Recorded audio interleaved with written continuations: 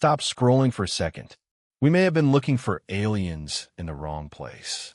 For decades, Hollywood trained us to imagine little green figures walking on dusty planets like Mars. But here's the twist. The most promising places for alien life in our solar system aren't warm, Earth-like worlds at all. They're frozen, dark, locked beneath miles of ice, and they're filled with oceans. Yes, oceans. Right now, scientists believe that several moons orbiting the giant planets of our solar system hide vast, global oceans beneath their icy crusts. Not puddles, not lakes, entire planetary-scale oceans. And where you find liquid water on Earth, you find life. Everywhere. From boiling hydrothermal vents to frozen Antarctic lakes, life finds a way. So the real question is no longer, is there water? It's is something swimming in it. Let's start with Europa. Europa, one of Jupiter's largest moons, looks like a cracked white eyeball in space. Its surface is a chaotic network of reddish-brown streaks, fractures in thick ice. Beneath that ice, scientists are almost certain there is a salty ocean. How certain? Data from NASA's Galileo spacecraft in the 1990s showed strong evidence of a magnetic field induced by a conductive liquid layer under the surface. The only realistic explanation? A global saltwater ocean. And it's not small. Models suggest Europa's ocean may contain twice as much water as all of Earth's oceans combined. Let that sink in. Twice as much. But here's where it gets even more exciting. In 2018 and again in 2023, reanalysis of Hubble Space Telescope data strengthened evidence of possible water vapor plumes erupting from Europa's surface, similar to geysers. If confirmed, that means material from the ocean may be spraying into space, where spacecraft could sample it without drilling through miles of ice. And we're about to get a closer look.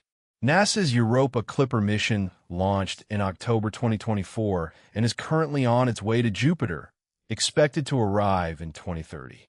It will conduct dozens of flybys, mapping the ice shell, analyzing chemistry, and searching for biosignatures, chemical hints of life. Now here's the pattern interrupt. Europa might not even be the most promising ocean world. Enter Enceladus. Enceladus is a tiny moon of Saturn, only about 500 kilometers across. And yet, it shocked the scientific world. In 2005, NASA's Cassini spacecraft discovered towering plumes of water vapor blasting from cracks near Enceladus's south pole. Not speculation, not indirect inference. Actual jets of ocean water spraying into space. Cassini flew through those plumes multiple times. What did it find? Water vapor, organic molecules, salts, silica particles likely formed in hydrothermal vents. And in 2023, scientists analyzing Cassini data confirmed the presence of phosphates, an essential ingredient for life as we know it. Let's pause there. Liquid water? Check. Organic chemistry? Check. Chemical energy from hydrothermal activity? Check. Phosphorus, critical for DNA and cell membranes? Check. On Earth, hydrothermal vents on the ocean floor teem with life, completely independent of sunlight. If Enceladus has similar vents, and evidence strongly suggests it does, then the basic ingredients for life are not just present. They're interacting. Some scientists now argue Enceladus may be the most accessible place to search for alien microbes in our solar system. And yet, here comes the controversy. What if life isn't rare at all? What if ocean worlds are common, and biology emerges wherever conditions allow? Because Europa and Enceladus are not alone. Let's talk about Titan. Titan, Saturn's largest moon, is famous for its thick orange atmosphere and lakes of liquid methane and ethane. At first glance, it looks hostile. Surface temperatures hover around minus 179 degrees Celsius. But beneath that icy crust, data from Cassini strongly indicates another global subsurface ocean made of water mixed with ammonia. And Titan has something else that makes scientists very excited: complex organic chemistry. Its atmosphere is rich in nitrogen and methane. Sunlight and radiation trigger chemical reactions that produce a smog of organic molecules, some similar to precursors of life's building blocks. In 2028, NASA plans to launch the Dragonfly mission, a nuclear-powered rotorcraft that will arrive at Titan in 2034. Dragonfly will hop across Titan's surface, studying prebiotic chemistry, chemistry that could resemble early Earth before life began.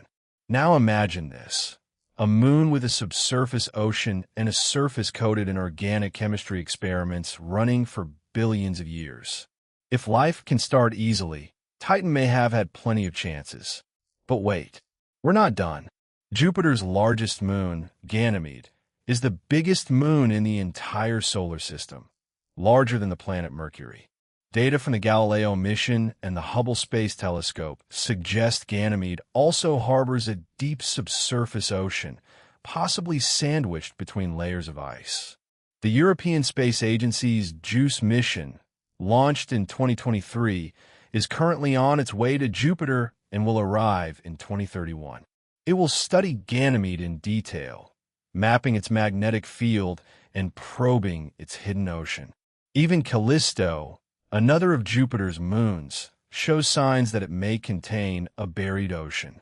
And then there's Triton, Neptune's largest moon, and even dwarf planets like Pluto. Data from NASA's New Horizons mission revealed surprising geological activity on Pluto, suggesting it may have retained a subsurface ocean far longer than expected. Here's the bigger picture that most people miss. In our own solar system, far from the sun's so-called habitable zone, we are finding multiple worlds with liquid water oceans hidden beneath ice. These oceans are kept warm not by sunlight, but by tidal heating, the gravitational squeezing caused by orbiting giant planets. This changes everything. For decades, we searched for life only on planets at the right distance from their stars. But ocean worlds don't care about distance. As long as gravitational energy exists, liquid water can too. That dramatically increases the number of potentially habitable worlds in the universe. Because if icy moons around gas giants can host oceans, and gas giants are common around stars, then ocean worlds may outnumber Earth-like planets. Let that idea disrupt your assumptions. Maybe the galaxy isn't filled with Earth 2.0s. Maybe it's filled with dark, icy moons hiding oceans teeming with microbial ecosystems beneath kilometers of ice. And here's the final twist. If life exists in Europa's ocean and independently in Enceladus, that would mean life started at least twice in one solar system. At that point, it would be statistically hard to argue that life is rare. We are standing at the edge of scientific revolution. Within the next 2 decades, missions like Europa Clipper, JUICE, and Dragonfly could fundamentally change our understanding of biology's place in the cosmos. So the next time someone asks, "Have we found aliens yet?"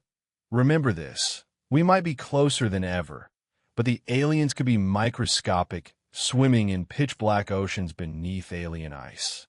If this opened your mind, even a little, follow for more deep dives into the science that reshapes how we see our universe. And now I want to hear from you. If we discover microbial life in one of these ocean worlds, do you think it would unite humanity or terrify it?